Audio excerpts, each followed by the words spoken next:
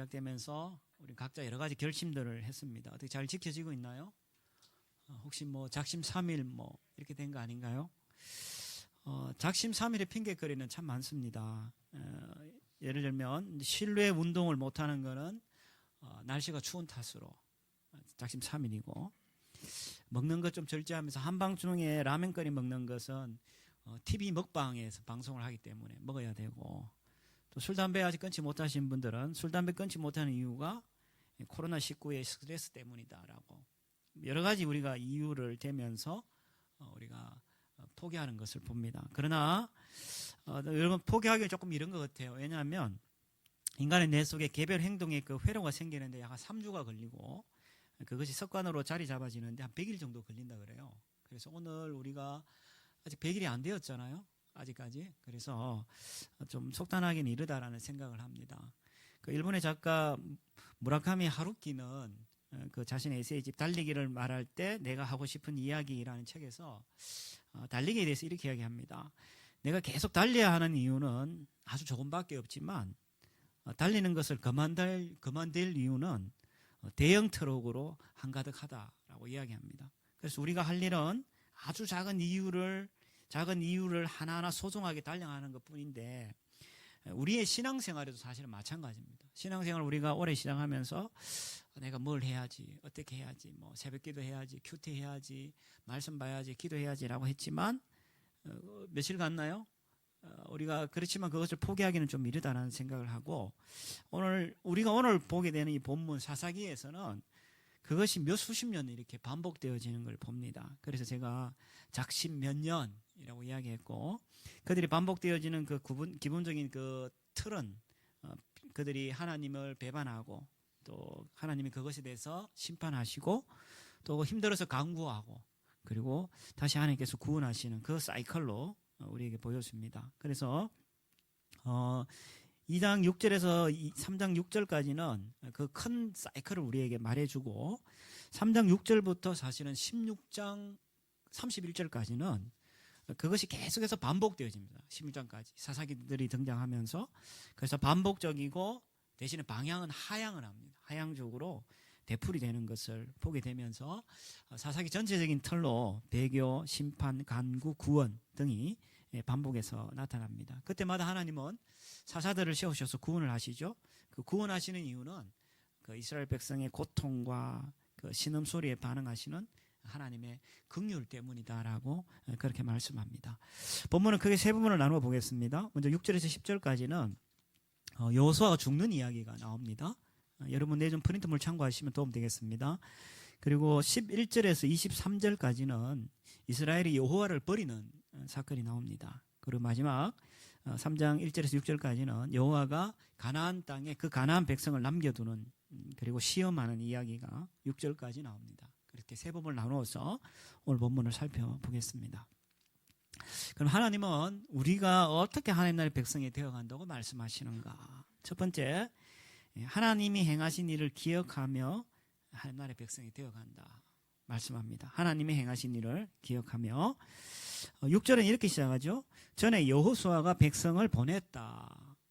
여기서 이제 여호수아 24장의 이야기인데, 여호수아가 세겜에서 이스라엘 백성과 언약을 맺습니다. 언약을 맺고 백성을 돌려보내죠. 그래서 이스라엘 자손이 각기 그들의 기업으로 가서 땅을 차지하죠. 그래서 땅을 점령하고 토착 주민들을 몰아내고 이방 제단들을 무너뜨리는데, 근데 이것이 언제까지 그렇게 됐냐? 이 7절에 이렇게 이야기하죠. 백성이 여호수아가 사는 날 동안과, 그리고 여호수아 뒤에 생존한 장로들 곧 이스라엘을 위하여 여호와께서 행하신 모든 큰 일을 본 자들이 사는 날 동안에만 여호와를 섬겼다라고 말합니다. 그래서 하나님께서 이스라엘에게 행하신 출애굽, 또 광야에서 도우시는 얘기, 가나안을 정복한 얘기, 이런 걸 통해서 하나님이 이스라엘을 위해 하신 일들이 있죠. 그래서 그것을 아는 사람들이 있는 동안은 그들이 여호와를 섬겼다라고 말씀합니다. 그리고 8절 9절에 보면은 여호수아가 이제 죽었다는 이야기 나오죠. 110세에 죽었고, 그리고 그가 딥낫 헤레스, 예루살렘 북서쪽에 있는 딥낫 헤레스에 묻혔다라고 성경은 기록합니다. 안타까운 것은 모세는 후계자로 여호수아를 세웠죠. 근데 여호수아는 후계자를 선택하지 않고 죽었습니다. 죽고, 그래서 어쩌면은 지도자가 없는 상황 속에서, 사실은 참 지도자는 하나님이셨죠. 그럼에도 불구하고 지도자가 없는 상황에서 사사시대가 시작되어집니다. 그런데 이제 10절에 보면은 그 신실한, 그리고 신앙이 있는 선조들이 다 죽은 후에 자라난 그 다음 세대, 새로운 세대는 하나님 앞에 불신하고 불순종하는 삶을 살았음을 성경은 우리에게 증언합니다. 10절에 이렇게 얘기하죠. 그 세대 사람도 다 조상들에게로 돌아가고 죽었다는 얘기입니다. 그리고 그 후에 일어난 다른 세대는 여호와를 알지 못하고 또 여호와께서 이스라엘에 행하신 일들을 알지 못하였다. 그래서 11절, 이스라엘 자손이 여호와 목전에 악을 행하고 바알인 우상을 섬겼다라고 그렇게 말씀합니다. 새로운 세대는 하나님을 불신하고 불신앙했는데 그 이유가 뭐냐? 두 가지죠. 하나님을 알지 못하고 하나님이 행하신 일을 알지 못했기 때문에 그들은 하나님 앞에 악을 행하고 우상을 섬기는 삶으로 나락으로 떨어졌다라고 말씀하죠. 여기서 알지 못했다라는 말은 무지하다라는 개념이라기보다는 불신앙 그리고 불순종을 의미하고 하나님에 대한 또 하나님의 은혜에 대한 것을 저버린 그런 모습을 우리에게 보여줍니다. 어쨌든 우리는 이것을 보면서 두 가지를 생각할 수 있죠. 하나는 기성세대가 다음 세대를 교육하는 데 실패했다. 그래서 우리는 다음 세대에 대해서 부담을 가져야 됩니다. 왜냐하면 결국 다음 세대는 우리의 책임인 거죠. 지금 점점 기독교 인구가 감소하고 있고, 특별히 지금 고등학교의 나이대는 기독교 인구의 3% 되지 않습니다. 굉장히 심각합니다. 그래서 기성세대가 사실은 부담을 가져야 되고, 어쨌든 우리 다음 세대를 향해서 우리가 많은 관심을 쏟아야 되고, 또 하나는 그들에게 우리가 가르쳐야 될 게 뭐냐? 바로 여호와와 여호와께서 하신 일, 즉 우리를 이야기하면 하나님과 하나님 하신 일을 알려줘야 된다라고 말씀을 하죠. 크리에이티브 대표면서 광고계의 아주 거장인 박웅현이라는 분이 계십니다. 그분이 8단어라는 책에서 인생을 대하는 우리의 자세에 대해서 8단어로 설명을 합니다. 자존, 본질, 고전, 그리고 보는 것, 현재, 군의, 소통, 인생, 이런 8단어로 설명을 하는데, 그 저자는 그 두 번째 단어를 본질로 이야기합니다. 본질로 이야기하면서 부제로 이렇게 붙입니다. Everything changes but nothing changes. 모든 것은 변하지만 아무것도 변하지 않는다라고 부제를 붙이면서, 그가 이제 광고계의 탑 클래스에 있으니까 많은 사람들이 요청을 하고 질문을 한대요. 당신이 그래도 광고를 하려면 이 미디어에 대해서 잘 알아야 되지 않냐, 그리고 미디어 기계에 대해서 잘 알아야 되지 않냐라고 주변 사람들이 자꾸 요청을 한대요. 근데 그 박웅경 씨는 그런 이야기합니다. 나는 전능하다. 미디어에 대해서도 전능하고 미디어 기계에 대해서 나는 전능하다. 그런데 그 사람은 광고계의 탑 클래스에 있어요. 우리가 아는 광고들 카피들이 몇 가지가 있어요. 몇 가지가 있는데, 핸드폰 광고나 옷 광고들이 몇 가지 있는데, 그분이 이제 질문을 했습니다. 왜 그러면은 당신은 그렇게 그게 탑 클래스를 유지할 수 있냐 물으니까 그는 이런 이야기합니다. 미디어가 급변하는 시대일수록 역설적이게도 우리가 주목해야 될 것은 본질적인 컨텐츠다. 계속 급변하는 미디어가 있지만 우리가 집중해야 될 것은 본질적인 컨텐츠인데, 그 컨텐츠의 핵심이 뭐냐? 클래식이고 고전이다라고 이야기하는 거예요. 그래서 왜 그러면 고전에 우리가 집중해야 되냐라고 할 때, 시대를 뛰어넘어 변함없이 일것만한 가치가 있는 그 가치가 있기 때문에 우리가 그 클래식인 고전에 집중해야 되고, 그것을 본질을 붙들게 될 때 아무리 미디어가 계속 변화되어진다 할지라도 우리는 거기에서 최고의 것을 누릴 수 있다라고 그렇게 이야기합니다. 저는 그분의 그 책을 보면서 신자에게 있어서 클래식은 뭘까? 신자에게 있어서 고전은 뭘까? 그것은 바로 말씀인 거죠. 하나님의 말씀이 사실은 신자에게 있어서는 클래식인 거예요. 그래서 하나님이 어떤 분이고 하나님이 어떤 일을 하셨는지, 이게 어쩌면 우리에게 있어서 정말 날마다 우리에게 이야기되어야 될 본질적인 고전이고 컨텐츠라고 이야기하는 거죠. 그렇지 않으면 우리는 이 급변하는 시대에, 미디어를 포함해서 이 급변한, 하루가 다르게 바뀌어지는 이 급변하는 시대에 하나님을 붙들고 하나님을 믿고 하나님께 순종하는 것이 사실은 불가능한 거죠. 오늘 이스라엘 백성이 그랬던 것처럼 왜 다음 세대가 실패했나요? 그들이 하나님을 알려주지 아니하고 하나님 행하신 일을 그들에게 알려지지 않았기 때문에, 몰랐기 때문에 그들의 삶이 실패한 삶이라고 성경은 우리에게 증언하고 있는 거예요. 그래서 우리 어찌하든지 하나님이 어떤 분인지, 하나님이 어떤 이야기를 하셨는지, 어떤 일을 하셨는지, 그게 사실은 복음의 핵심인데 그것을 우리가 계속해서 되뇌이고 묵상하고 가르쳐야 될 필요성이 있음을 말씀합니다. 디모데후서 3장 16절 이하에 이런 이야기합니다. 모든 성경은 하나님의 영감으로 된 것으로 교훈과 책망과 바르게 함과 의로 교육하기 유익하고 그것은 하나님의 사람으로 하여금 유능하게 하고 온갖 선한 일을 할 준비를 갖추게 하는 것이 있다. 뭐냐? 그게 하나님 말씀이에요. 결국은 우리가 이 시대 가운데 하나님 나라의 백성으로 제대로 되어져 가기 위해서는 바로 하나님과 하나님 하신 일을 날마다 기억하는 것이 필요한데 그것은 결국 말씀을 통해서 가능하다라고 말씀합니다. 그 다음 두 번째, 우리가 어떻게 하나님 나라의 백성이 되어가는가. 첫 번째가 하나님 행하신 일을 기억하면서, 두 번째는 하나님의 긍휼을 힘입어서 우리가 구원을 경험하며 우리는 하나님 백성이 되어갑니다. 자, 11절에서 13절을 보면요, 아까 말씀에 이어가지고 다음 세대가 하나님과 하나님 하신 일을 몰랐기 때문에 11절에 보니까 여호와의 목전에서 악을 행하여 바알을 섬겼다라고 성경은 증언합니다. 여기서 목전이다라는 말은 소견이란 말과 같은 용어로 씁니다. 그래서 뜻은 무엇이 보기에, 누구가 보기에 라는 그런 사전적인 의미가 있으면서 의미적으로는 우리가 어떤 판단의 기준을 이야기할 때 이 목전이다, 소견이다 라고 그렇게 설명을 하죠. 그렇다면 11절을 이렇게 우리가 읽을 수 있습니다. 이스라엘 자손이 여호와가 보시기에 그들은 악을 행했는데 그 악을 행했는데 그 악의 주요한 내용은 뭐냐? 그들이 바알로 대표되는 다른 신들을 섬긴 것이다 라고 그렇게 말할 수 있다는 거죠.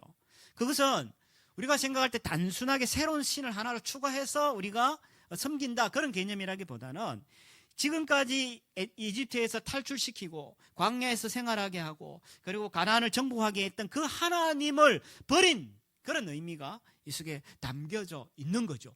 바알은 당시에 가나안에서 폭풍과 풍요의 신이었습니다. 그리고 아스타롯은 바알의 아내로서 전쟁과 다신, 그러니까 출산의 신이 바로 아스타롯이었는데 이스라엘 백성이 가나안 땅에 딱 들어가 보니까 하나님보다 바알과 아스타롯이 훨씬 더 힘이 있어 보이는 거지. 그래서 이스라엘 백성이 하나님을 버리고 다른 신을 섬기기 시작했다라고 성경은 우리에게 말씀하고 있는 거죠. 그래서 12, 13절에 보면 좀 더 구체적으로 설명합니다.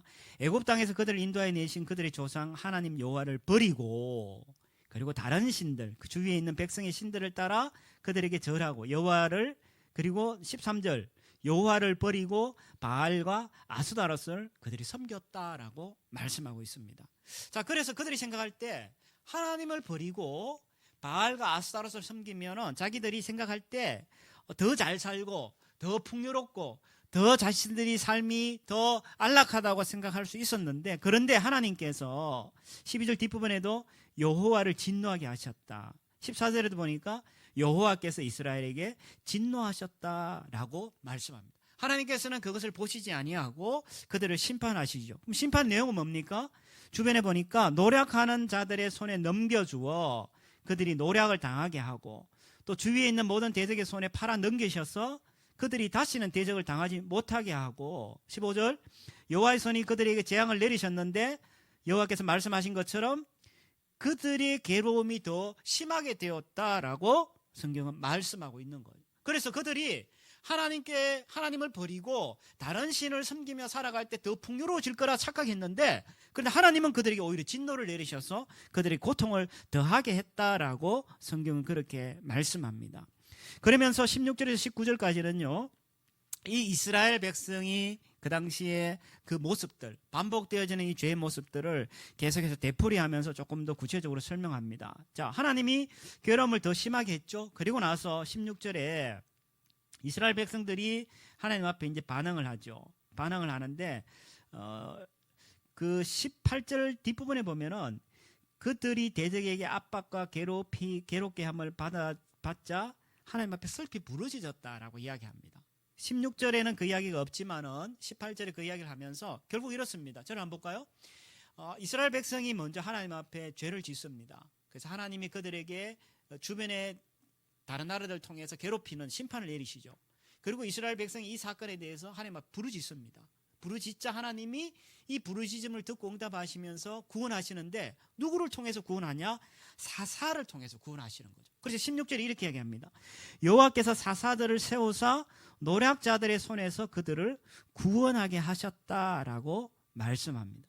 그래서 구원하셨는데 참 재밌는 것은 하나님의 구원하심을 경험했으면 잘 살아야 되잖아. 근데 잘 살지 않고 17절에 그들이 사사들에게도 또 순종하지 아니하고 오히려 다른 신들을 따라가서 음행한다라고 되어 있어요. 이 음행한다라고 왜 표현을 했냐면은 당시에 다른 가나안 신들에게 예배하고 제사를 드릴 때 반드시 매춘 행위가 포함되어졌었어요. 그렇기 때문에 실질적으로 매춘을 포함한 음행도 그 속에 포함되어지지만 또 의미적으로는 하나님과 이스라엘 백성의 관계는 부부의 관계였단 말이야. 그런데 그 부부가 다른 어떤 남자를 찾아갔다. 예를 들면 바알이라는 다른 신을 찾았다는 것은 마치 결혼한 여자가 다른 남자를 찾아가는 것과 같은 것으로 성경에서는 이해하면서 그걸 간음으로 표현하는데, 그래서 성경은 그것을 음행이다라고 이야기하면서 다른 신들을 따라가 음행하고 그들에게 절하고 여호와의 명령을 순종하던 조상들과 다르게 그와 같이 행하지 아니하였다라고 말씀하는 거예요. 그래서 이것이 계속 반복되어지는 거예요. 하나님이 그들을 죄를 지었을 때 이방 백성을 통해서 괴롭히고 그들이 하나님 앞에 부르짖을 때에 하나님이 그 사사를 통해서 그들을 구원하셨고, 이 사이클이 계속 반복되어지는데 이것이 점점 나아지는 것이 아니라 점점 더 나쁜 방향으로 떨어져 가는 것을 성경은 우리에게 보여주고 있다는 거죠. 그런데 이제 우리가 집중하고 싶은 것은 18절에 보면은 여호와께서 그들을 위해 사사들을 세우실 때 사사와 함께 하셨고 사사가 사는 날 동안에는 모든 대적의 손에서 구원하셨다. 근데 구원하신 이유가 뭐냐? 그것은 바로 압박과 괴롭게 함을 받아 슬피 부르짖었는데 그 부르짖음으로 인해서 하나님께서 뜻을 돌이키셨다. 여기 뜻을 돌이켰다라는 말을 봤을 때 다른 번역에 뭐라고 되어 있냐면 하나님이 그들을 불쌍히 여기셔서 하나님께서 그들에게 마음을 돌이키고 그들을 구원해 주셨다라고 성경은 번역하고 있는 거예요. 이야기는 사실은 출애굽기에 굉장히 중요한 하나의 모티브입니다. 자, 출애굽기 2장을 한번 보여주세요. 출애굽기 2장 말씀을 보면요, 이스라엘 백성이 400년 동안 이집트, 애굽이죠, 애굽의 노예로 그들이 살아갑니다. 그런데 그들이 400년 동안 이스라엘 노예로 살아가면서 행복했냐? 예. 뭐 우리가 속되게 표현하면 등 따시고 배는 불렀어요. 그렇지만 그들의 삶은 괴로웠어요. 왜? 노예로 살아갔기 때문에. 그래서 출애굽기 2장 23절 이렇게 이야기합니다. 이스라엘 자손은 고된 노동으로 말미암아 탄식하고 부르짖으니 그 부르짖음이 하나님께 상달되었다. 상달했다는 말 도달했단 말이죠. 24절. 하나님이 그들의 고통 소리를 들으셨다. 그리고 아브라함과 이삭과 야곱에게 하신 그 언약을 기억하셨다. 25절. 하나님이 이스라엘 자손을 돌보셨다. 하나님이 그들을 기억하셨다. 이스라엘 백성이 출애굽, 그러니까 이집트에서 구원받은 단 하나의 이유는 그들이 부르짖고 소리 지른 것도 있지만 궁극적으로는 무엇 때문에 그들이 구원함을 받았냐? 하나님의 긍휼하심이라. 오늘 저기서 반복되어진 단어를 보세요. 하나님 앞에 도달하였고 하나님 들으시고 하나님 기억하시고 돌보시고 하나님 기억하셨고, 하나님은 계속해서 그 죄의 현장에 있는 그들을 향하여서 외면하지 않으시고 그들을 보시고 들으시고 돌보시고 기억하시고 그들을 향해서 하나님 계속 관심을 가지고 계셨다라고 이야기하는 거예요. 그래서 그 결과 출애굽, 이집트를 탈출한 사건이 벌어지게 된다는 거죠. 그래서 우리가 하나님 백성이 어떻게 되어져 가냐라고 할 때 바로 이런 하나님의 그 긍휼을 힘입어서 우리가 날마다 하나님의 그 구원하심을 경험하게 될 때 그때 우리는 비로소 하나님 나라의 백성이 되어 간다라고 말씀한다는 거예요. 그러나 안타깝게도 이런 하나님의 긍휼하심을 힘입어서 구원을 경험했음에도 불구하고 그들은 또 그들은 타락하기 시작합니다. 19절에 보면은 이런 이야기하죠. 사사가 죽은 후에 그들이 돌이켜 그들의 조상들보다 더욱 타락하여서 다른 신들을 따라 섬기고 그들에게 절하고 그들의 행위와 패역한 길을 그치지 아니하였다라고 그렇게 말씀합니다. 그래서 하나님께서 20절에서 3장 6절까지 이어지는 이야기인데 20절에서 23절까지 보면은 그들을 하나님께서 시험을 하십니다. 어떤 시험을 하시냐면은 20절에 이렇게 이야기하죠. 22절에 보면은 그들이 이스라엘이 그들의 조상들이 지킨 것 같이 여호와의 도를 지켜 행하나 행하지 아니하나 그들을 시험하려 했다. 그 하나님이 계속해서 그들에게 고통의 거리를 남겨두시는 거야. 왜? 이것들이 없으면은 하나님을 찾지 않아. 그러니까 고통의 거리를 계속 두시는 거죠. 두시면서 두신 이유가 뭐냐면은 그걸 둠으로써 이들이 계속해서 하나님을 기억하고 찾도록 만드신 하나의 방편이었다는 거야. 그래서 하나님이 얘들이 지키나 안 지키나 시험하는 것으로 성경은 우리에게 보여주고 있다는 거죠. 세드벨 교회 그 사역자 중 존 베이커라는 분이 고통은 하나님의 화재 경보기다라는 말을 씁니다. 화재 경보기가 뭔가 아시죠? 이렇게 불이 나면은 하면 막 소리 나는 건데, 이 건물이 처음에 지어질 때 이 경보기가 뭐가 문제가 많아가지고 예배 드리다가도 몇 번 쫓아나갔어요. 막 소리가 계속 울려가지고 그런 어려움이 있었는데, 근데 진짜 화재가 나면 우리가 어떻게 합니까? 화재 경보기가 울리면은 재빨리 소방서에 연락해서 불을 끄지 않나요? 그런 것처럼 그 경보기가 있음으로써 우리가 늘 깨어 있고, 그리고 그 경보기를 통해서 우리는 계속해서 그 불에 대해서 주의를 할 수 있는데, 하나님이 고통이라는 것을 이렇게 선하게 사용한다는 거예요. 마치 화재 경보기처럼 하나님께서는 고통이라는 것을 통해 가지고 계속 하나님을 찾게 하고 하나님께 위로를 받고 하나님에 대해서 계속 생각하고 하나님께 관심을 갖게 하는 방편이 뭐냐? 고통이라고 이야기하는 거예요. 우리는 이렇게 이야기해요. 하나님 고통과 고난 싫어요. 내가 하나님 잘 믿는데 고통 고난이 저한테 있으면 안 되잖아요 라고 이야기하지만, 하나님은 그렇게 이야기해요. 그게 있어야지 네가 날 찾아. 왜? 죄송합니다 이런 표현 써서 등 따시고 배부르면 우리는 하나님 찾지 않습니다. 맞나요? 고통이 있고 고난이 있어야지 하나님한테 들러붙어 있어. 근데 조금만 우리가 등 따시고 배부르면 오늘 이스라엘 백성들처럼 더 타락하고 더 악하게 되고 더 죄의 길을 걷게 되어지는 걸 봅니다. 존 베이커는 계속 이런 이야기합니다. 그래서 고통을 부인하는 것은 우리를 치유하고 우리를 사랑하시는 하나님의 능력을 거절하는 거다. 그래서 우리의 고난을 직면하기 전까지 우리는 우리의 상처, 우리의 좌절, 우리의 습관적인 죄, 우리의 어떤 무엇은 절대로 고쳐지지 않는다. 계속 반복될 뿐이다. 결국 고통과 고난은 우리에게 필요한 것이고 하나님의 사랑의 하나의 방편이다라고 그렇게 설명하고 있다는 거죠. 그렇다면 하나님께서 오늘 이스라엘 백성들에게 도를 지키냐 안 지키냐 시험하는 것은 나쁜 의미라기보다는 하나님 계속해서 이스라엘 백성들을 거기에 두시려고 하는 하나님 마음인데, 23절 그런데 이스라엘 백성은 하나님의 그 시험에도 불구하고 19절에도 그렇게 이야기했지만 23절에 이방 민족들을 머물러 두사 오히려 그들을 속히 쫓아내지 않고 여호수아의 손에 넘겨주지 않았는데, 그들이 어떤 일들을 해버렸냐면은 이스라엘 백성들이 그 가르친 준 길에서 순종하지 않고 자신의 길을 계속 갔다라고 그렇게 설명을 합니다. 자, 그래서 하나님의 백성이 어떻게 되어가냐? 첫 번째는 하나님과 하나님 하신 일을 기억하면서, 두 번째는 하나님의 긍휼을 힘입어서 그 구원을 경험하면서, 그리고 세 번째는 시험을 통해서 온전해지면서 우리가 하나님 나라의 백성이 되어갑니다. 자, 같은 이야기를 조금 더 구체적으로 3장 1절부터 6절까지 좀 기록을 합니다. 자, 이렇게 이야기하죠. 3장 1절에 여호와께서 가나안의 모든 전쟁들을 알지 못하는 이스라엘을 시험하려고 해서, 시험의 내용이 구체적으로 뭐냐 보니까 전쟁과 관련된 이야기가 2절 3절에 나와요. 이스라엘 자손 세대 중에 아직 전쟁을 알지 못하는 자들에게 그것을 가르쳐 알게 하려 하사 이런 족속들을 3절에 남겨두셨다라고 말씀합니다. 자, 그러면 전쟁을 겪어보지 않은 세대들에게 전쟁을 가르친다? 이게 어떤 말일까? 이 새로운 세대는 가나안 전쟁을 사실 몰랐죠. 새로 태어났으니까 몰랐는데, 이 전쟁은 사실 하나님이 이스라엘을 위해서 하신 일 중에 굉장히 중요한 일 중에 하나입니다. 그래서 가나안 전쟁은 우리가 일반적으로 거룩한 전쟁, 여호와의 거룩한 전쟁이라고 이야기하고, 하나님의 구속 역사에서 아주 중요한 사건이면서 계속해서 성경에서 이야기하는 건 뭐냐면 사람의 전쟁이 아니야, 하나님의 전쟁이야 라고 계속 강조합니다. 근데 그 이유가 뭡니까?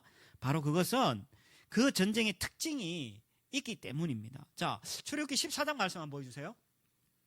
출애굽기 14장에 이런 이야기합니다. 이 14장 14절에 보면 이스라엘 백성이 홍해를 건너기 직전에 하나님께서 모세를 통해서 이스라엘 백성들에게 하는 얘기인데 이렇게 이야기합니다. 여호와께서 너희를 위하여 싸우시리니 너희는 가만히 있으라. 아니, 전쟁을 하는데 가만히 있으래. 이게 어떤 의미입니까? 홍해를 가리기 직전에 하나님이 이스라엘 백성들에게 하신 이야기인데 이스라엘 백성이 가만히 있으래. 전쟁 중인데. 그것이 어떤 말이냐 하면은 바로 이 전쟁에서 싸우는 자는 너희가 아니라 하나님 내가 싸우는 거야. 이 전쟁은 너희의 전쟁이 아니라 내가 싸우는 거야. 다른 말로 하면 하나님께서 이스라엘을 위해서 싸우실 것이고 하나님이 직접 싸우실 것이라는 의미가 그 속에 담겨져 있고, 또 하나는 그 전쟁에서 필요한 것은 너희들의 잘난 군사력, 너희들의 잘난 경험, 너희들의 잘난 기술, 너희들의 잘난 방법, 너희들의 잘난 어떤 무엇이 아니야. 이 전쟁에서 승리할 수 있는 것은 나의 말씀을 따라 순종하는 그 순종의 여부에 따라서 이 전쟁이 결정되는 거야 라는 의미가 여기에 담겨져 있는 거예요. 실질적으로 이스라엘 백성이 출애굽하고 가나안 정복을 하는 그 전쟁 과정 속에서 이들은 철저하게 자신들이 경험하는 이 전쟁이 하나님 전쟁이구나 라는 것을 그들은 온몸으로 경험을 한 거죠. 그래서 이 백성들에게, 이 다음 세대, 다른 세대에게 하나님이 가르쳐주고 싶은 것은 뭐였냐면은 전쟁에 대해서 알려주고 싶었는데, 결국 그 전쟁이라는 것이 뭐냐? 전쟁의 주인은 하나님이시고 하나님의 방법을 따라서 하나님 앞에 순종할 때 너희들의 삶의 자리에서 승리할 수 있다는 것을 이스라엘 백성에게 가르쳐주고 싶었던 거예요. 이것은 우리도 마찬가지죠. 우리가 우리의 삶에서 어떻게 승리합니까? 우리의 잘난 학력, 우리의 잘난 경력, 우리의 잘난 직업, 우리의 잘난 외모, 우리의 잘난 어떤 무엇, 이것으로 우리의 삶에서 승리할 수 있는 것이 아니라고 성경은 이야기하는 거예요.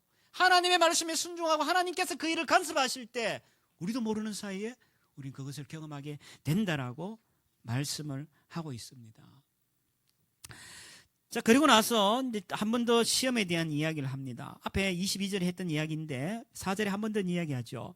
남겨두신 이방 민족들로 이스라엘을 시험하사 여호와께서 모세를 통하여서 조상들에게 이르신 명령을 너희가 순종하는지 안 하는지 알고자 하셨고, 그래서 5절 그 족속들을 남겨뒀다라고 말씀합니다. 그럼 시험이란 것을 우리가 조금 한번 생각해 봅시다. 시험이란 것이 뭡니까? 시험이란 것은 믿음이 있는지 없는지 알아보기 위해서, 혹은 믿음을 연단하기 위해서 특별한 사람, 특별한 환경, 특별한 질병 등을 주어지는 때에 그것을 우리는 시험이다라고 이야기합니다. 근데 일반적으로 시험에는 세 종류가 있는 거 아시나요? 사탄으로부터 오는 유혹이 있습니다. 그걸 우리 템테이션이라고 이야기하죠. 유혹이 있고, 두 번째 사람의 욕심으로부터 오는 게 있어요. 그리고 세 번째는 하나님으로부터 오는 것이 있는데 신자의 믿음과 인격을 검증하고 뿐만 아니라 신자의 그 믿음과 인격을 단련하기 위해서 하나님이 주시는 그걸 테스트라 이야기하는데, 그것이 시험의 종류로 있는 거예요. 오늘 본문은 저는 테스트라고 볼 수 있는 거죠. 자, 그렇다면은 하나님께서 시험을 반복해서 이야기합니다. 22절에도 여호와의 도를 지키나 안 지키나 시험한다. 오늘 4절에도 너희가 여호와의 말씀을 순종하냐 안 하냐 내가 시험한다. 하나님은 그 시험을 하시게 된다는 거죠. 그래서 하나님의 그 시험을 통해 가지고 그들이 정말 하나님의 그 말씀에 순종하는지에 대하여서 알게 하신다는 거죠. 우리가 몽골 선교사님 중에 이윤교 선교사라고 있습니다. 지금은 이제 그 선교도 하시고 뭐 여러 가지 일들을 하시는데, 그분이 썼는 그 내려놓음이라는 책에 보면은 그건 아주 재미있는 예화를 하나 듭니다. 한 번은 돌 갖추는 자기의 그 딸이 이렇게 선물을 받았어요. 아주 예쁘고 깨끗한 새 옷을 선물로 받았는데 아이가 아무것도 모르잖아요. 그러니까 막 더러운 손으로 막 그 옷을 막 움켜쥐려고 막 했어요.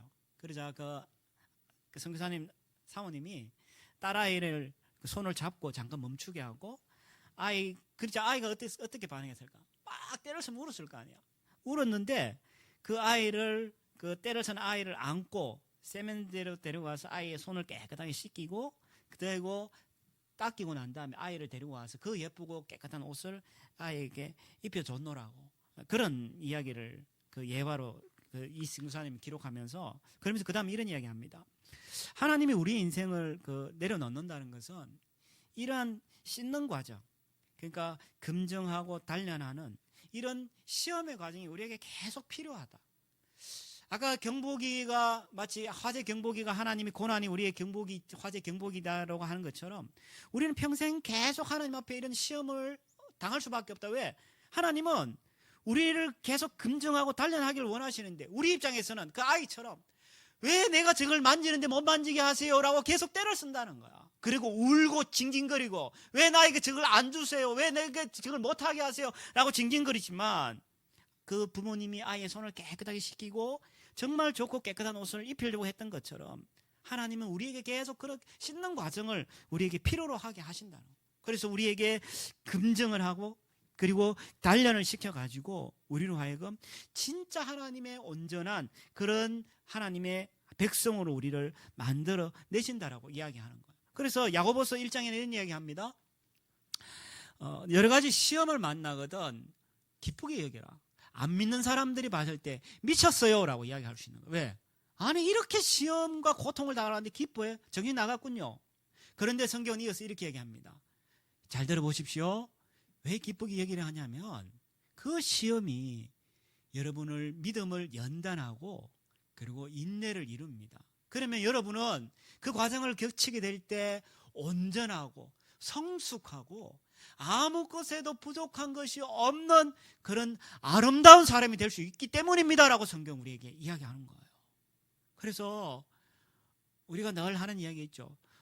뭐 이렇게 여기서도 이제 뭐 좀 사람마다 좀 다릅니다만 조금 고생하며 컸는 사람들이 성숙하고 이렇게 바른 사람들 우리는 많이 보게 돼요. 그냥 너무 어릴 때부터 곱게 자라고 너무 편하게 자고 부유하고 부족함 없는 자란 아이들은 죄송한 얘기입니다. 다 그런 건 아니지만 그 고생하면서 크는 사람보다 좀 못함을 우리는 주변에서 많이 경험하게 돼요. 하나님이 이스라엘 백성을 계속 시험하시는 이유가 뭐냐면 그들이 단순하게 어떤 그것을 이것들이 하나하나 이렇게 마치 그렇게 누구처럼 장난하려고 하는 것이 아니라 정말 하나님께서는 정말 이들이 온전하고 성숙하게 되기를 원하시는 하나님의 사랑의 마음이 그 속에 담겨져 있다라고 하나님 말씀한다는 거예요. 그런데 안타깝게도 이스라엘 백성은 5절 6절에 보니까 그들 족속 가운데 거주하면서 그들은 실패를 합니다. 왜요? 그들의 딸들을 맞아 아내로 삼고 자기 딸들을 그들의 아들에게 주고 그리고 결국 그들의 신을 섬기게 되었다. 이렇게 이야기해요. 목사님 이게 무슨 실패입니까? 요즘 다문화 시대인데요. 예, 이런 다문화 시대의 그런 개념이 아니에요. 왜냐하면 이것은 단순하게 민족과 그 결혼을 그 어떤 인종이나 혈통의 문제를 넘어서서 뭐 결혼하자 이런 의미라기보다는 이거는 신앙의 문제였거든. 왜냐하면 그들이 갖고 온 신을 섬기면서 이들이 혼합주의에 빠지게 되었단 말이에요. 그래서 하나님 봤을 때 굉장히 심각한 문제였죠. 그래서 결국 이들은 하나님 앞에 실패하게 되었다라고 그렇게 말씀합니다. 자, 우리가 이제 말씀을 앞에 거를 우리가 돌아보면서 우리가 하나님 나라의 백성이 어떻게 되어 가느냐 세 가지를 이야기했습니다. 먼저 하나님과 하나님 행하신 일을 기억하면서 또 하나님의 긍휼로 우리의 구원을 경험해 가면서 또 하나는 하나님의 그 시험을 통해서 우리가 온전해져 가면서 우리는 하나님 백성이 되어 갑니다. 그런데 우리는 끊임없이 이 죄의 순환의 꼬리 속에 우리는 놓여져 있습니다. 죄를 짓고 또 하나님 앞에 고백하고 우리 조금 전에 기도하신 분은 그렇게 기도 안 하셨는데 대부분 한국 교회에 주일 대표 기도를 드리는 분들을 이야기 들어보면 대부분 이런 기도를 합니다. 주여 제가 지난 한 주간도 제가 알게 모르게 지은 죄를 용서하여 주시옵소서 이렇게 시작하면서 대표 기도를 보통 해요. 그게 뭐냐면 우리는 끊임없이 죄의 이 반복되어지는 순환의 고리 속에 우리는 살아가요. 그런데 질문이 생기는 거죠. 이스라엘 백성들도 지금 계속해서 이 사사기를 통해서 그 죄의 순환의 고리를 계속 타고 가잖아요. 왜 그럴까? 왜 이 사람들이 계속해서 이 순환의 고리를 끊지 못하고 계속 이것을 따라갈까? 반복되고 또 반복되고 왜 그럴까? 그것은 바로 각자의 취향과 필요대로 선택한 자신의 신들을 그들이 가지기 때문이라는 거예요. 각자의 그 취향, 자신의 필요에 따라서 자신의 신들을 자신들이 선택하기 때문인 거죠. 이 말은 무엇을 의미하냐면은 자신의 필요에 의해서 자신의 신들을 선택을 한다는 거야. 선택을 한다는 것은 조금 어려운 말로 종교 혼합주의에 빠지게 되고 종교 혼합주의에 빠진 자들은 그 주권을 누가 행사하냐? 그것은 바로 신을 선택한 예배자가 주권을 선택하고 가지게 되어 있단 말이야. 다른 말로 하면 신들을 내가 마음대로 조정을 하는 거야. 왜? 내가 필요해서 신을 선택을 했기 때문에. 이해되기 설명이 됐나요? 그래서 이들이 계속해서 죄의 순환고리를 탈 수밖에 없는 이유는 자신들의 필요와 취향에 따라서 자신들이 신들을 선택을 하기 때문에 그런 일이 벌어진다는 거예요. 당시에 당시처럼 이교적인 세계관 속에서 살아가는 때 많은 신들이 있습니다. 농업, 사업, 사랑, 음악, 전쟁, 기타 등등의 신이 있고 그 신들은 각각의 신의 영역들이 있어요. 그 특정한 지역에 영향을 미치는데 우리가 믿는 하나님처럼 삶의 모든 영역에서 주권을 행사한다 그런 신은 하나도 없어. 대부분 신들은 그냥 자기의 특정한 부분에서만 신으로서 역할을 하는 거예요. 우리나라로 이야기해 볼까요? 옛날에 부엌에도 신이 있었어요. 맞죠? 똥간에도 신이 있었어요. 맞죠? 그리고 곡장에도 신이 있었어요. 각자 그 신이 지배하는 영역들이 다 있었단 말이에요. 그런데 우리가 믿는 하나님처럼 우리의 삶의 모든 영역을 주권을 행사하려고 한다 그런 신은 없었단 말이에요. 우리가 후원하는 그 네팔에 허태환 선교사가 있는 그 네팔에 보면요, 주 종교가 힌두교예요. 제가 바라기는 빨리 코로나가 끝나서 우리가 네팔에 빨리 한번 가야 되는데 우리가 작년에 가려다 못 갔잖아요. 이놈 코로나 때문에. 한번 네팔에 한번 가야 되는데 힌두교가 80%예요. 80%인데 힌두 신이 혹시 몇 명쯤 되는 거 아시나요? 혹시 정보가 있나요? 제가 보고 깜짝 놀랐어요. 힌두 신이 3억 8천 명. 3억 8천. 상상도 안 돼. 신이 무슨 3억 8천이나 돼. 3천도 아니고. 그래서 범신론이죠. 모든 게 다 신이야. 그리고 그는 다신교죠. 근데 그 중에서 대표적인 세 개의 신이 있다 그래요. 대표적인 세 개의 신은 자기 영역들이 있는 거지. 창조와 관련된 브라마, 수호하는 것과 관련된 비스누, 그리고 파괴와 관련된 시바. 요 대표적인 세 개의 신이 있다 그래요.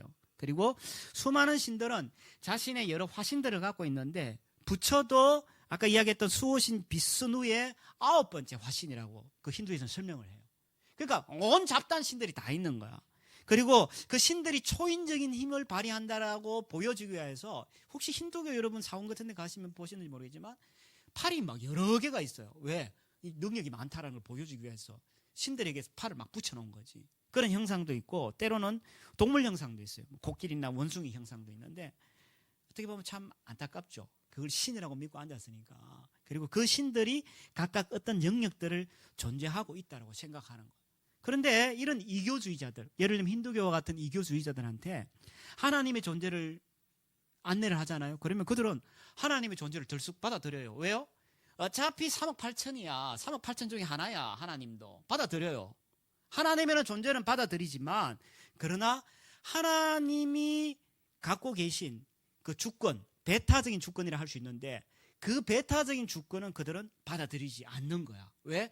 하나님도 여러 잡신 중에 하나에 불과하다는 거죠. 그러니까 이 지금 시대를 살아가는 이 당시 이스라엘 백성도 마찬가지였고 지금 이 시대를 살아가는 많은 사람들도 이런 종교 혼합주의 속에서 살아가고 있는 거예요. 근데 이제 질문이 드는 거지. 아니 목사님 나는 무종교인데요. 무종교인데요 이야기할 수 있잖아. 나는 믿는 게 없는데요. 이렇게 사람들이 반문을 할 수 있어요. 진짜 그런지 우리가 한번 봅시다. 틴켈러가 그 방탕한 선지자라는 책에서 폴 틸리의 이야기를 듭니다. 철학자 폴 틸리의 이야기를 들면서 이런 이야기를 합니다. 의미 있는 삶을 살기 위해서 누구나 무엇인가를 위해서 살아야 하고 다시요. 의미 있는 삶을 살기 위해서 누구든지 무엇인가를 위해서 살아야 하고 바로 그 무엇이 우리의 궁극적인 관심사가 되는 거예요. 여기 우리 아주 아름다운 커플이 한 분 앉아 계신데 평소에 교회 잘 안 나오다가 우리 아름다운 자매가 생겼잖아. 교회 그렇게 열심히 나오잖아. 제가 이거 빗걸려 하는 이야기 절대 아니에요. 너무 감사해서 하는 얘기예요. 이게 뭐냐면은 내가 무언가를 위해서 살아야 하고 바로 그 무엇이 나의 궁극적인 관심사가 되기 때문에 저 형제에게는 이 자매가 궁극적인 관심사야. 모든 에너지가 일로 투입되는 거죠. 그렇다면은 철저한 무신론자는 사실 가능하지 않아요. 왜요?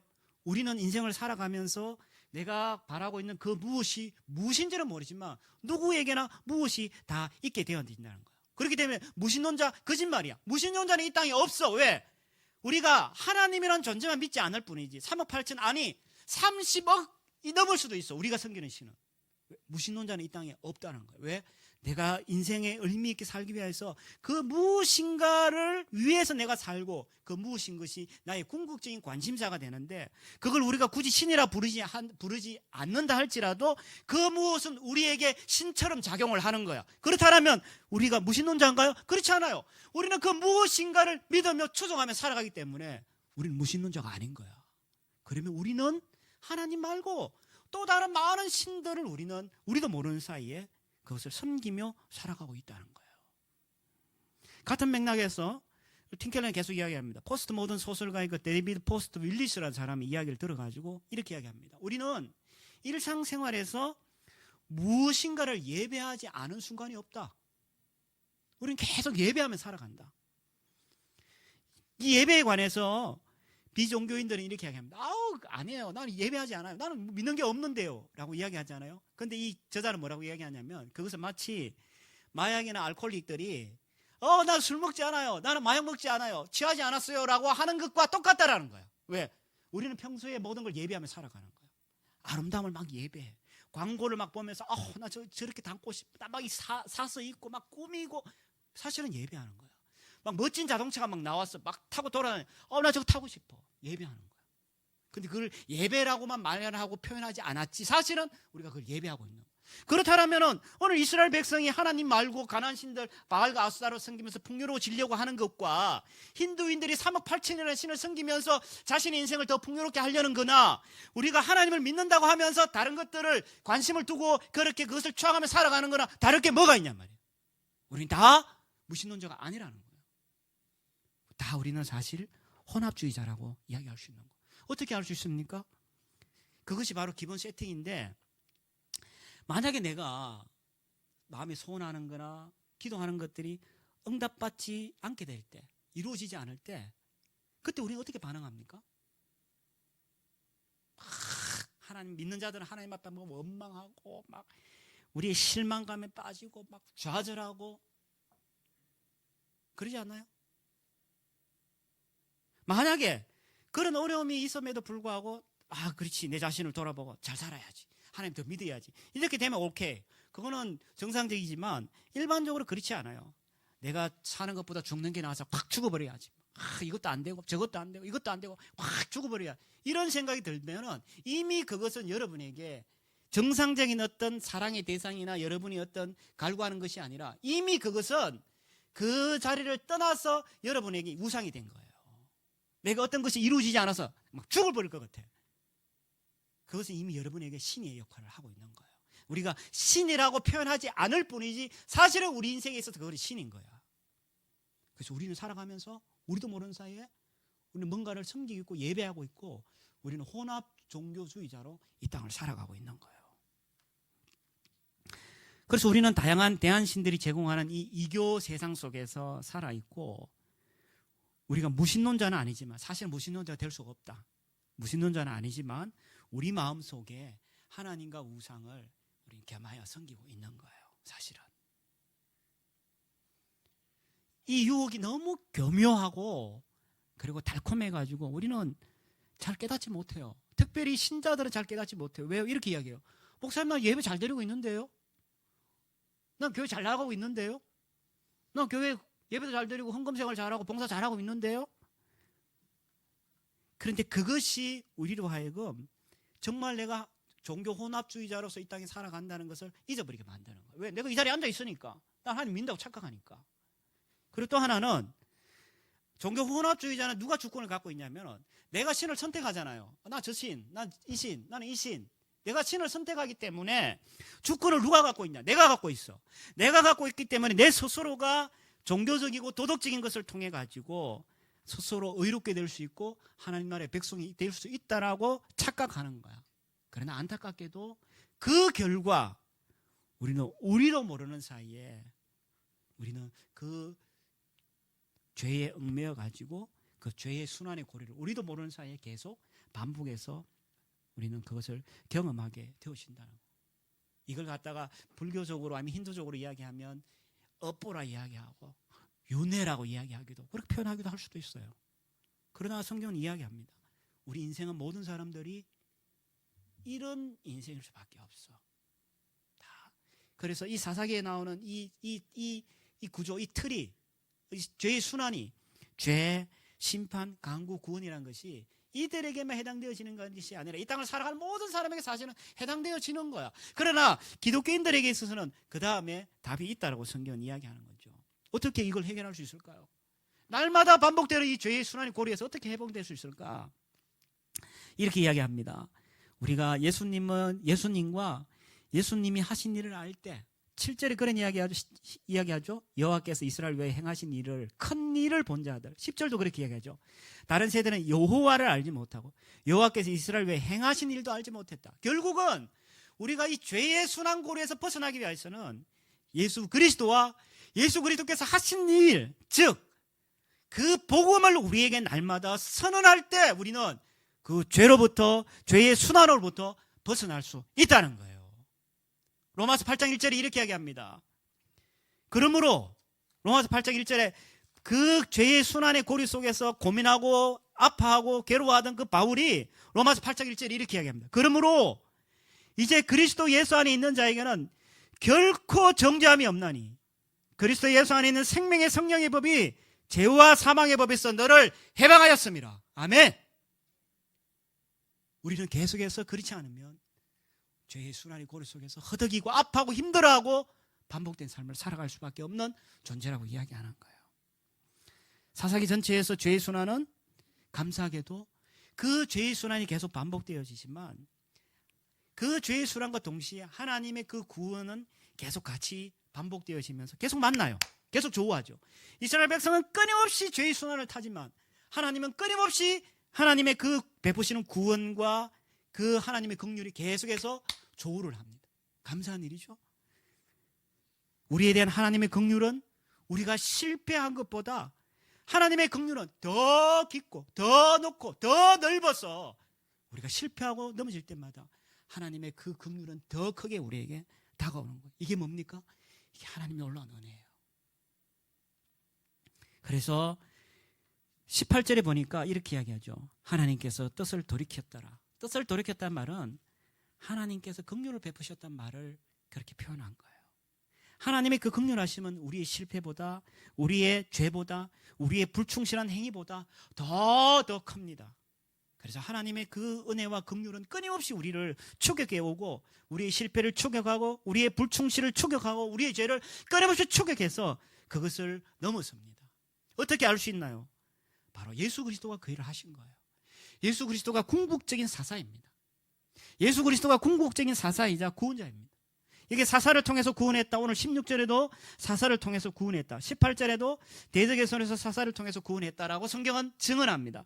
궁극적인 사사 예수 그리스도를 통해서 우리는 우리의 삶에 있어서 모든 경험되는 이 죄의 순환을 끊어버리고 진정한 자유와 평화와 해방을 하나님께서 우리에게 주셨다라고 이야기합니다. 마태복음 1장 말씀 보여주세요. 예수님의 이름 말 뜻이 뭡니까? 같이 한번 읽어봅니다. 시작. 마리아가 아들을 낳을 것이니 너는 그 이름을 예수라고 하여라. 그가 자기 백성을 그들의 죄에서 구원할 것이라. 예수 그리스도께서 우리를 그 죄의 순환에서 죄로부터 구원할 자다라고 성경은 증언하고 있는 거예요. 뿐만 아니라 그 예수께서 로마서 3장 25절에 이런 이야기합니다. 하나님께서 이 예수를 사람에게 속죄제물로 주셨습니다. 누구든지 그 피를 믿으면 속죄함을 받습니다. 죄로부터 해방함을 받습니다. 하나님께서 이렇게 하신 것은 사람들이 이제까지 지은 죄를 너그럽게 보아주심으로 자기의 의를 나타내시려는 것입니다. 결국 궁극적인 사사이신 그 예수 그리스도께서 궁극적인 이 죄의 고리를 끊으시면서 우리로 하여금 궁극적인 구원을 주님 허락하신 거예요. 그래서 우리는 자유와 해방과 기쁨 가운데 살아갈 수 있게 되었다라고 말씀합니다. 이것이 뭐라고요? 하나님의 사랑이에요. 하나님의 긍휼하심이에요. 유명한 시를 제가 한 편 여러분에게 읽어드리겠습니다. 나태주 작가의 풀꽃이라는 우리 너무 잘 아는 시입니다. 제가 어젯밤에 이 시를 묵상하면서 잠을 못 잤어요. 가슴이 뛰어가지고 제가 한번 읽어보겠습니다. 자세히 보아야 예쁘다. 오래 보아야 사랑스럽다. 너도 그렇다. 딱 세 줄입니다. 자세히 보아야 예쁘다. 오래 보아야 사랑스럽다. 너도 그렇다. 엄마 인문학이라는 책을 저술한 그 김경집이라는 분이 이걸 아주 해설을 잘했는데 그걸 제가 조금 기초해 가지고 여러분에게 조금 나누겠습니다. 이 나태주라는 시인은 평생 그 공주 지역의 초등학교 교사였어요. 교사인데 이 시를 읽을 때 한 번에 후다닥 읽지 마라라고 이야기해요. 읽지 말고 한 박자씩 한 박자씩 쉬어가면서 그림을 그려보면서 읽어봐라라고 그렇게 이야기합니다. 그래서 공주의 이 작은 분교예요. 작은 분교고 전 학년을 다 합쳐봤자 한 20명 남짓. 그래서 교장 선생님이 1학년에서 3학년 그리고 또 한 분이 4학년에서 6학년 가르치고 교실은 2개밖에 없다 그래요. 날씨가 좋은 어느 날이었습니다. 교장 선생님이 아이들과 함께 들판으로 나갑니다. 들판을 걷다가 선생님이 갑자기 손가락으로 풀꽃을 가리킵니다. 아이들은 평소에 눈여겨보지 않던 이 풀꽃 주위로 모여들면서 이때 선생님이 이야기하죠. 자세히 보아야 예쁘다. 그러면서 풀꽃 위로 무릎을 꿇고 몸을 숙입니다. 몸을 숙인다는 것은 겸손이죠. 그리고 높은 사람에게 우리가 그런 몸짓으로 인사를 하잖아요. 시인은 이렇게 이야기합니다. 시인의 이 몸짓은 거대한 우주의 한 부분인 작은 풀꽃에 대해서 예의를 갖추는 거다. 그렇게 해설을 합니다. 그 시인이 이렇게 몸을 숙여서 풀꽃을 가르치자 아이들도 덩달아서 허리를 굽히고 몸을 가까이 댑니다. 그리고 아이들이 얼굴에 작은 풀꽃이 맞닿을 정도로 가까이 가죠. 그때 선생님이 이야기합니다. 오래 보아야 사랑스럽다. 우리 대부분은요, 자신에게 이익이 될지 안 될지에 빠르게 판단하죠. 그래서 빨리 읽어내고 빨리 판단해야 되죠. 이해관계를 특별히 빨리 읽어내야지 지금 이 시대에 살아갈 수 있다고 생각해요. 그래서 선생님은 아이들에게 작은 꽃 한 송이조차도 오래 봐야지 사랑스럽다라고 이야기합니다. 이 짧은 두 마디에 벌써 아이들이 내면이 콩닥콩닥하게 아마 시작했을 것 같아요. 그때 그 교장 선생님이 그 몇 명 되지 않는 아이들을 꼭 끌어안으면서 너도 그래.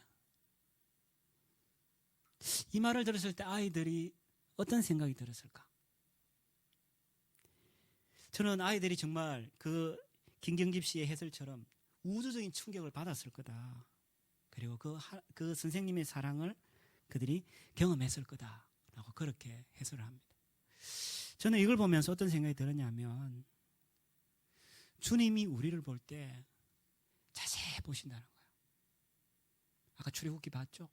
하나님이 들으시고 기억하시고 살피시고 계속 하나님이 우리를 보시고 결국 주님이 우리 가운데 다가오신 거죠. 그리고 다가오셔서 우리를 오래 보시면서 다가오셔서 우리에게 이야기합니다. 오래 보니까 내 참 사랑스럽다. 근데 그 사랑이란 것이 말로만이 아니라 하나님이 오래 우리를 보시고 참으시면서 결국은 자신의 목숨을 담보로 우리를 위해서 생명을 줄 정도로 우리를 사랑하시는 거죠. 그래서 주님이 우리를 향해 이야기합니다. 너도 그래. 우리는 이렇게 이야기합니다. 주님, 제가 이렇게 사는데요. 제가 이렇게 막 계속 죄를 짓고 넘어지고 실패하고 내 삶이 이렇게 엉망인데요. 주님 이야기해요. 사랑스러워. 너도 그래. 내가 내 아들을 너를 위해서 그렇게 희생하지 않았냐 라고 그렇게 주님 말씀합니다. 우리가 이런 여러 가지 우상들과의 그 공존할 때 우리는 죄의 순환을 경험할 수밖에 없고 죄의 그 굴레 속에서 벗어날 수가 없습니다. 그러나 이 주님의 사랑, 우리를 자세히 보고 우리를 오래 보고 예쁘다 하시고 사랑스럽다 하시고 우리를 꼭 껴안아 주시는 그 주님의 사랑, 그 복음의 풍성함을 우리가 경험할 때 우리는 이 죄의 굴레에서 벗어날 수 있고 그것에 반응하여서 우리는 주님 앞에 살아갈 수 있게 되어집니다. 여러분의 그 새해 시작하면서 혹시 결단한 것들이 3일이 작심 3일인가요? 작심 몇 년인가요? 이스라엘 백성처럼? 저는 여러분들이 작심한 것이 주님에게 끊을 수 없는 그 사랑으로 작심 평생이 되기를 주의 이름으로 축원합니다. 기도하겠습니다. 우리 오늘 주셨던 말씀 생각하면서